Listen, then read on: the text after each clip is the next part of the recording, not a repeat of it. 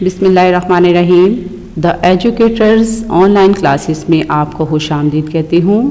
جماعت ہفتم، مضمون اردو، کتاب آپ کی سفینہ اردو سے آج کا ہم کام کریں گے. آپ کا عنوان ہے اسم نکرہ کی اقسام اور ہم تفہیم عبارت کریں گے. معلمہ محترمہ روبینہ نذیر. سب سے پہلے آج ہم کریں گے اسم نکرہ کی اقسام. اس سے پہلے میں آپ کو بتا دوں کہ اسم کسے کہتے ہیں. اسم کسی بھی شخص، چیز یا جگہ کے نام کو اسم کہتے ہیں. اب ہم نے پہلے کیا ہوا اسم نکرہ اور اسم معرفہ. اسم نکرہ کی آج ہم نے اقسام کرنی ہے. اس سے پہلے اسم نکرہ آپ سن لیں. اسم نکرہ کسی بھی عام شخص، عام چیز یا عام جگہ کے نام کو کہتے ہیں. اب ہے اس کی اقسام. اب ہے سب سے پہلے اس میں مصغر.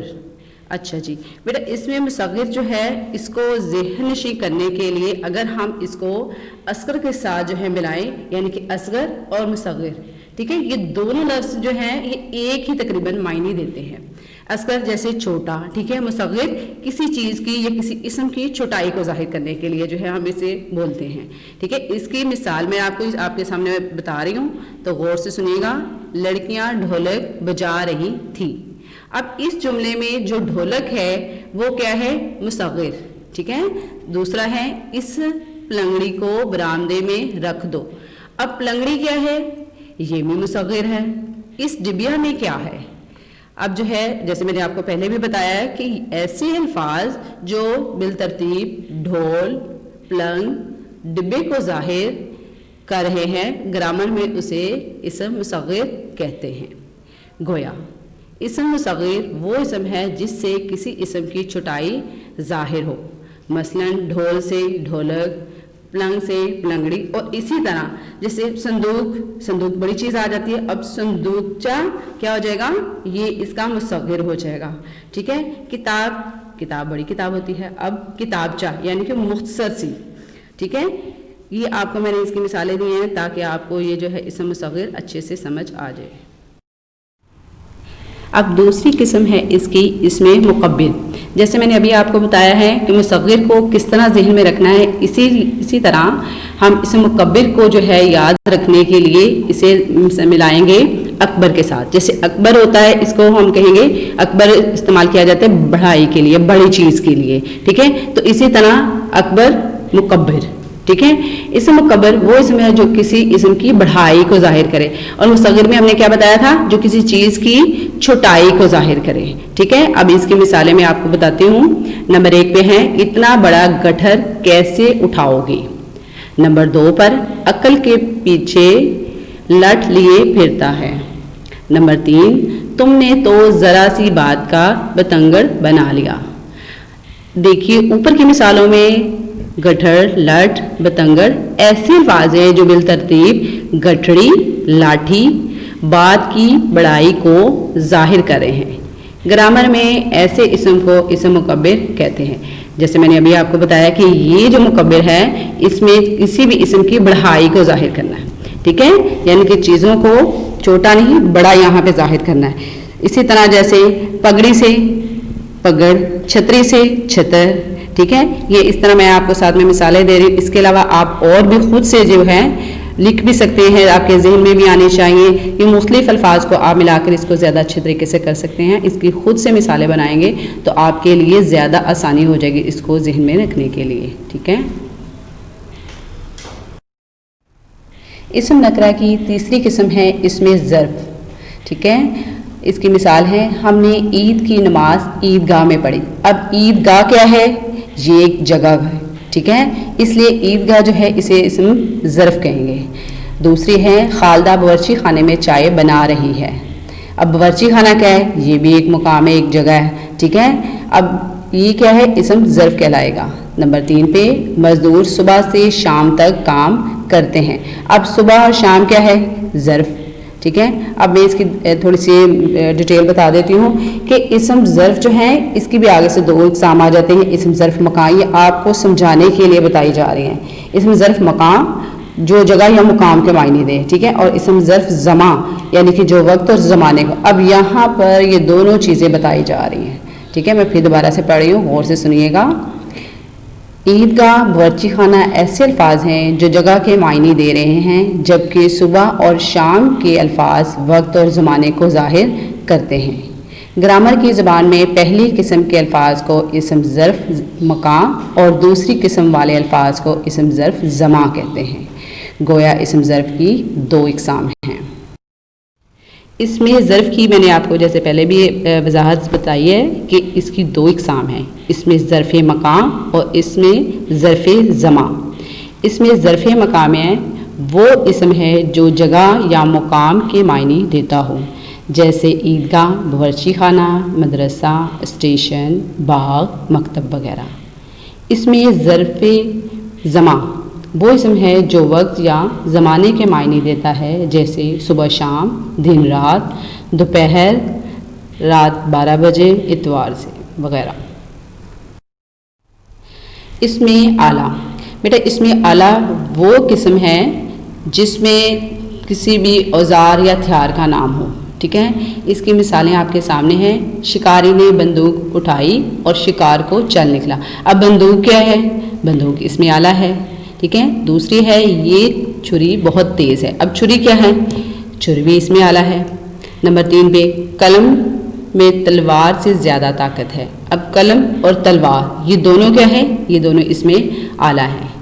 اب جو ہے مثالوں میں بندوق، چھری، قلم، تلوار ایسے الفاظ ہیں جو کسی نہ کسی اوزار یا ہتھیار کا نام ہے۔ ابھی جیسے میں نے آپ کو پوری تفصیل سے بتایا ہے، گرامر میں ایسے ہر اسم کو اسم آلہ کہتے ہیں۔ گویا اس میں آلہ وہ اسم ہے جو کسی اوزار یا ہتھیار کا نام ہو جس سے کوئی کام لیا جا سکے، ٹھیک ہے، جیسے چھری، قلم، تلوار وغیرہ۔ اس کے علاوہ اور بھی بہت سی ہو سکتی ہیں، ٹھیک ہے، جیسے پنکھا، گھڑی، چاقو، خنجر، یہ سب کیا ہیں؟ اس میں آلہ کی ہی مثالیں ہیں۔ اسم نکرہ کی 5ویں قسم ہے اس میں صوت۔ اس میں صوت کہتے ہیں آواز کو، کسی بھی جاندار اور بے جان کی آواز کو، ٹھیک ہے۔ اس کی مثالیں آپ کے سامنے ہیں۔ نمبر 1 پہ ہے کالی گھٹا آئی اور چھم چھم می برسنے لگا۔ اب چھم چھم کیا ہے؟ اس میں صوت، ٹھیک ہے، جیسے میں نے ابھی آپ کو بتایا ہے کہ کسی بھی بے جان یا جاندار کی آواز کو اس میں صوت کہتے ہیں۔ نمبر 2 پہ چڑیاں چوں چوں کر رہی۔ اب چڑیا یہاں پر کیا ہے؟ جاندار ہے۔ چوں چوں کرنا کیا ہے؟ اس میں صوت۔ تو اس سے اگلی ہماری آپ آ جائے گی ٹن ٹن کرتی گھنٹی بولی۔ اب ٹن ٹن کیا ہے؟ حالانکہ یہ جاندار تو نہیں ہے، یہ تو بے جان ہے، ٹھیک ہے۔ تو یہ ٹن ٹن جو گھنٹی کی آواز ہے یہ بھی اس میں صوت کہلائے گی، ٹھیک ہے۔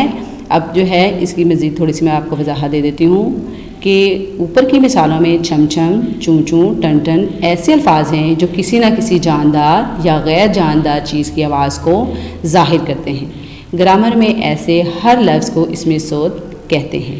گویا اس میں صوت وہ اسم ہے جو کسی جاندار یا غیر جاندار کی آواز کو ظاہر کرے، جیسے ابھی میں نے اوپر کی مثالوں میں آپ کو بتایا ہے، چھم چھم، چوں چوں، ٹن ٹن وغیرہ۔ اس کے ساتھ اور بھی مختلف قسم کی آوازیں ہو سکتی ہیں، جیسے کوے کی آواز، کائیں کائیں، ہوا کی آواز، سائیں سائیں، بارش کی آواز، ٹپ ٹپ، ٹھیک ہے۔ تو یہ اسم صوت کی مثالیں ہیں۔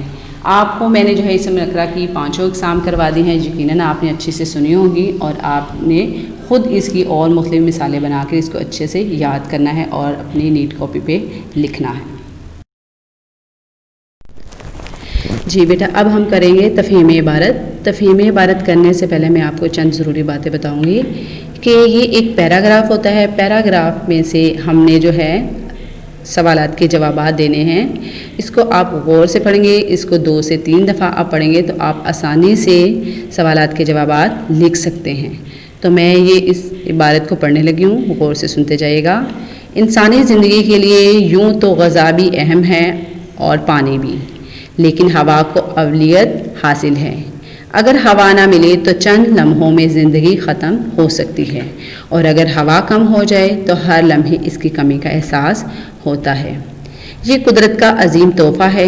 اگر پانی میں غلاظت نظر آتی ہے، غلاظت گندگی، ٹھیک ہے، تو ہمارا دل قبول نہیں کرتا، لیکن اگر ہوا میں کثافت ہو تو جی نہیں گھبراتا، شہر کے لوگ ایسی ہوا میں سانس لینے کے عادی ہو گئے ہیں۔ یہ صرف دھواں، گیس، گاڑیوں اور مشینوں سے نکلی ہوئی غلاظت کا مجموعہ ہے۔ دی گئی عبارت میں سے سوالات کے جوابات آپ نے اپنی نوٹ بک پر تحریر کرنے ہیں، تو سوال آپ غور سے سنیے گا اور اس کو خود سے کرنے کی کوشش کیجیے گا۔ سوال نمبر 1 ہے، انسانی زندگی کے لیے کیا ضروری ہے؟ جواب ہے اس کا، انسانی زندگی کے لیے ہوا کی اولیت ضرورت ہے۔ سوال نمبر 2 ہے، اگر ہوا نہ ملے تو کیا ہوگا؟ اس کا بالکل سادہ سا جواب ہے، اگر ہوا نہ ملے تو زندگی کا خاتمہ چند لمحوں میں ہو جائے گا، کیونکہ ہم ہوا کے بغیر زندہ نہیں رہ سکتے۔